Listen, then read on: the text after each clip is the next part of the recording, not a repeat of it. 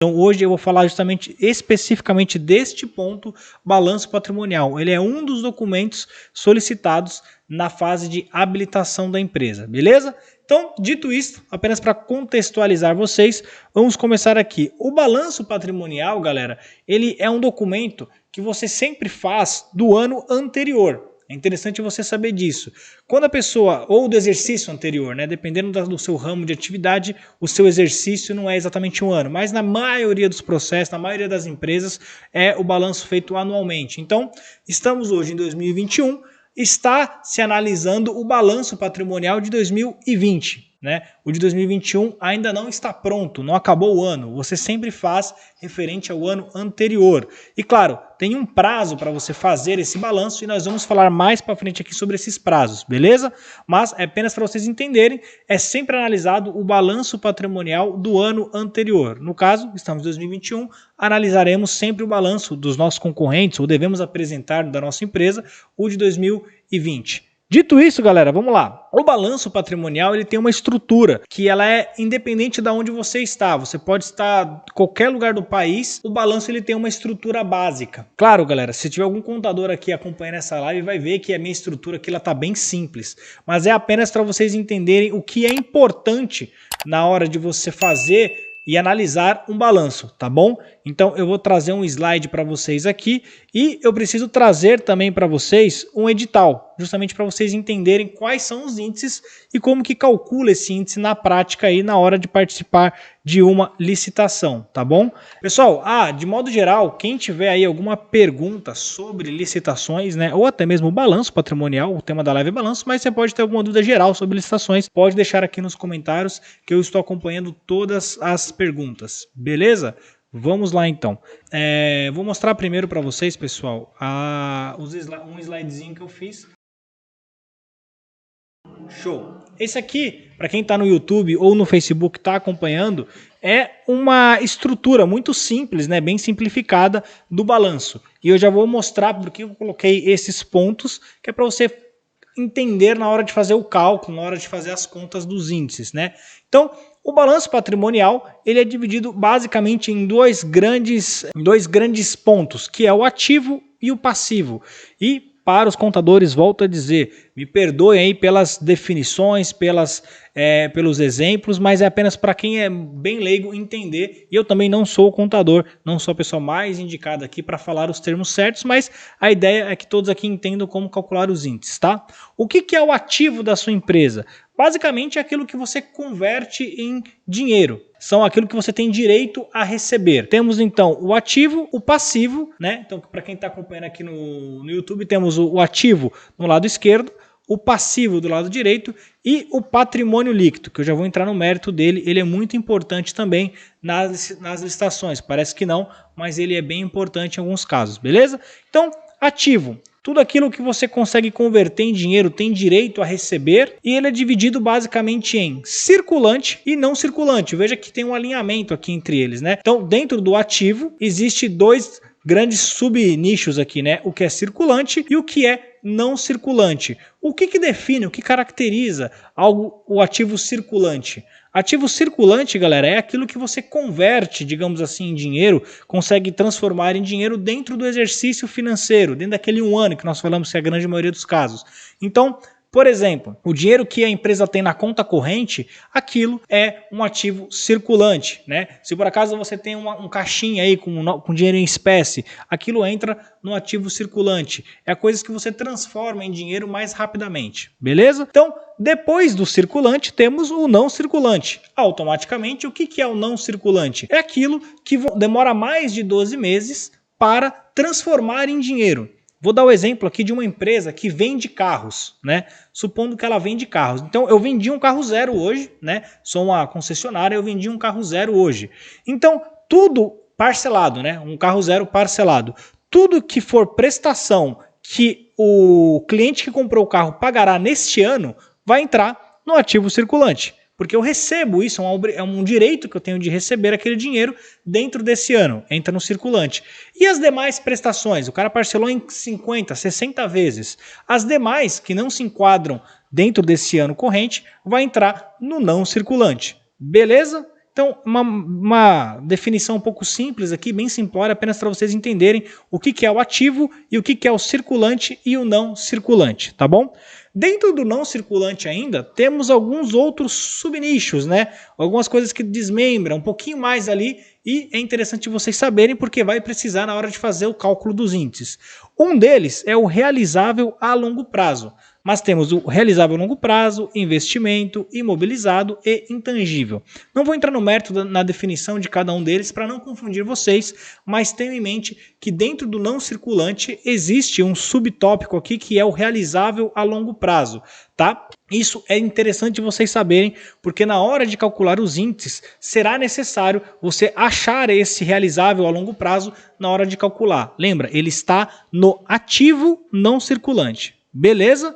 Até aí, bem tranquilo, pessoal. Espero que está sendo uma didática bem sossegada aqui para que vocês não tenham dúvidas na hora de a gente buscar esses índices, tá bom? Então, temos aqui o ativo, tudo aquilo que você tem direito a receber, e do outro lado nós temos as suas obrigações. Claro, né? Você tem uma empresa, nem tudo são flores, você não só recebe dinheiro, você tem contas para pagar também, obrigações que deve cumprir, e ela entra no passivo da empresa. E claro, o passivo ele também é dividido em circulante e não circulante, né? Trazendo para o mesmo exemplo do carro, faz de conta que agora eu não vendo carro, eu comprei um carro, né? Então a Magna aqui, por exemplo, comprou um veículo aqui para poder participar de licitações presenciais, um exemplo, né? Então, esse carro foi comprado à vista? Não, foi comprado parcelado. Quando eu compro ele parcelado, todas as parcelas que seriam dentro desse exercício financeiro, dentro deste ano, vai entrar no meu passivo circulante. São obrigações que eu tenho durante o ano que vai entrar no meu circulante. Ah, e as demais parcelas? Parcelei lá em 48 vezes. As demais entrarão no meu passivo não circulante. Beleza, galera? Então, ativo é tudo aquilo que eu transformo em dinheiro, digamos assim, tá, galera? É uma definição um pouco não tão precisa, mas apenas para vocês entenderem, circulante, não circulante, e o passivo também. São as minhas obrigações dentro do exercício financeiro ou não, que seria o circulante ou não circulante. Mas temos ainda um tal de patrimônio líquido, né? O que é o patrimônio líquido, galera? O patrimônio líquido é basicamente composto pelo capital social. O que é esse capital social? Como o próprio nome diz, é o capital dos sócios, né? Então, quando a Magna foi abrir a empresa, teve que colocar algum capital lá, que fosse R$1. Tudo bem, cada um colocou R$1. Capital social, R$3. Os 3 sócios colocaram R$1 cada um, beleza? Faz parte do patrimônio líquido da empresa. E somado a isso tem também o lucro ou prejuízo. Mas de quando? Claro, do ano anterior, né? Então quando você está fazendo ali o seu exercício, você coloca, bom, estamos fazendo o exercício anterior. Qual foi o lucro ou qual foi o prejuízo? Pode ser que a sua empresa tenha fechado no vermelho. Isso, por sinal, isso é um problema, mas o importante é que ele vai entrar aqui no seu balanço, né? Então vai somar ali o seu lucro do ano ou o seu prejuízo. Beleza? Então essa é a estrutura de um balanço patrimonial e a partir de agora a gente vai entender um pouco mais como que calcula os índices contábeis. Para você ser habilitado em uma licitação, você tem que apresentar um balanço. Mas não basta você apresentar o balanço, você precisa saber calcular os índices. O balanço ele é um documento, é igual uma certidão. Não adianta eu ter a certidão e ela está vencida. Ela não vale, ela tem que estar atualizada. O balanço, não adianta ter o balanço, ele tem que ter os índices. E aqui agora a gente vai entender como que calcula esses índices, beleza? Acho que vocês devem estar vendo aqui, o edital ele vem aqui, ó, qualificação econômica e financeira, é justamente esse subtópico que eu falei para vocês, e aí uma das coisas que ele pede é a certidão de falência e concordata, e claro galera, essa certidão ela faz total sentido estar dentro desse ponto, né? Então, por que está dentro da qualificação econômica e financeira? Porque é justamente o próprio nome diz, certidão negativa de falência, ou seja, sua empresa não está falindo, tem tudo a ver com a situação financeira da sua empresa, beleza? Então, faz parte da qualificação econômica e financeira, além do balanço, a certidão de falência também, beleza? E aí vem aqui o balanço. Dentro do balanço, galera, é interessante você ler isso, mas o que eu estou buscando são esses índices aqui, né? Que é o que muita gente não entende e não sabe calcular na hora de participar, de analisar o do concorrente, ou saber se a sua empresa está apta ou não, beleza? Então vamos lá, vamos ler aqui o item 9.10.3, né? A comprovação da situação financeira da empresa será constatada mediante a obtenção de índices de liquidez geral, então é um índice, liquidez geral, solvência geral, e liquidez corrente superiores a 1, resultantes da aplicação das fórmulas. Ou seja, galera, superiores. 1 ainda não é suficiente. Tem que ser superior a 1. Que seja 1,0001, tudo bem. Mas tem que ser superior a 1. Não pode ser 1 também, beleza? Então vamos lá. Primeira fórmula que ele passa aqui é o ativo circulante. Lembra que a gente foi ver no balanço lá? Então deixa eu voltar aqui no nosso balanço. Ativo circulante, ele te dá aqui, você vai ter isso no balanço estruturado, mas o realizável a longo prazo. Lembra o porquê que eu desmembrei agora o nosso passivo não circulante? Porque dentro do passivo não circulante, apenas um requisito dele é o realizável a longo prazo. Então, você soma esses dois valores e divide ele pelo passivo circulante. Então, vai estar aqui ó, o nosso balanço, tem o passivo circulante, vai estar desmembradinho aqui, vai estar desmembradinho aqui no balanço da empresa, mas o seu passivo não circulante. Então, você soma aqui também. Somando essas operações, você vai ter que dividir. Você vai somar o seu ativo circulante, mas o realizável a longo prazo. Vai dar um valor, exemplo, 100 mais 20, deu lá 120. Esse valor, 120, você vai dividir pelo seu passivo circulante mais o seu não circulante. Beleza? Então, tá aqui a primeira fórmula. Esse índice tem que dar mais do que 1. Dando mais do que 1 é um bom sinal. Mas, dito isso, D1 está resolvido? Não. Por quê? Porque ele pede 3 índices aqui. O primeiro deles, a gente já fez aqui, é a liquidez geral. Depois temos a solvência geral. O que é a solvência geral? É o seu ativo total. Então veja que agora ele não está somando o ativo circulante mais o realizável a longo prazo. Não, ele está colocando o circulante e o não circulante todo. Inclusive o investimentos, imobilizados, intangível, tá bom? Então é o ativo total. Tudo que você tem de ativo, tudo que você converte, entre aspas, tá galera, em dinheiro aí na sua empresa, você vai somar. Então, somado o ativo total, dividido pelo passivo circulante mais o passivo não circulante. Veja que é o mesmo ponto da fórmula anterior. Então, você já calculou isso na hora de calcular a sua liquidez geral. Você já tem lá o seu passivo circulante mais o passivo não circulante. Mas, de toda forma, você vai lá no balanço, soma esse mais esse aqui. Beleza? Tem que dar também superior a 1. É bem provável que se o primeiro deu superior a 1, o segundo também. É bem provável, não é uma certeza, pode ser que não, beleza? Enfim, e por fim temos o último índice, que é ativo circulante mais o passivo circulante. Esse índice aqui, galera, o que ele quer dizer basicamente? Ele está querendo pegar tudo aquilo que você converte em dinheiro durante o ano e dividir por tudo aquilo que você tem de obrigações para pagar durante o ano. Ou seja, você tem que ter pelo menos superior a 1, ou seja, tem que ter mais coisas para receber do que para pagar. É isso que ele quer entender aqui, quer ver se a sua empresa tem, beleza? Então, feitas essas contas, tem que dar superior a 1.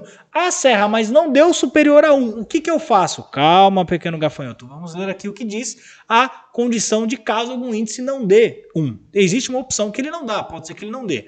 Então, as empresas que apresentarem resultados inferiores ou igual a 1 em qualquer dos índices, né, liquidez geral, solvência geral e liquidez corrente, deverão comprovar, considerados os riscos para a administração e a critério da autoridade competente, o capital mínimo ou patrimônio líquido de. E aí ele vai colocar uma porcentagem. Não vai ser superior a 10%, mas supondo aqui que seja 10%, né, o máximo. Então, se por acaso o seu índice ele não deu 1, você tem que comprovar, pelo menos, ele vai definir aqui ou capital mínimo ou patrimônio líquido. Lembra por que a gente coloquei aqui patrimônio líquido agora? Um patrimônio líquido de pelo menos 10% daquilo que você está cotando. Exemplo, temos a Magna aqui, lembra que a gente falou? Todo mundo colocou R$1, por exemplo. Então temos aqui R$3, né? E aí não teve lucro ou prejuízo, a empresa ficou no 0 a 0, então nosso patrimônio líquido é R$3. Eu tenho que comprovar 10%, ou seja, eu só posso participar de licitações cujo meu valor seja, o valor de referência, o valor do item contratado seja R$30. Que aí eu tenho 10%, 3, né? Isso, claro, levando em consideração que os meus índices não dê 1. Se ele der 1, tá tudo bem. Essa aqui é uma condição secundária, caso os índices não dê 1. Ah, mas se meus índices derem 1 e eu estou participando de mais que 1, né, na verdade, e eu estou participando de uma licitação de R$1 milhão, pode? Pode. A condição de você ter um patrimônio líquido de 10% é apenas caso seus índices não dê 1. Superior a 1, na verdade. Beleza? Então, essa aqui basicamente é uma explicação bem simples, pessoal. Não vou me aprofundar muito aqui, não vou dar exemplos, mas porque fica até meio complicado fazer isso aqui na live, mas eu espero que vocês tenham entendido aqui o básico do balanço, qual que é a estrutura dele e como que você calcula esses índices na prática aqui na hora de participar de uma licitação.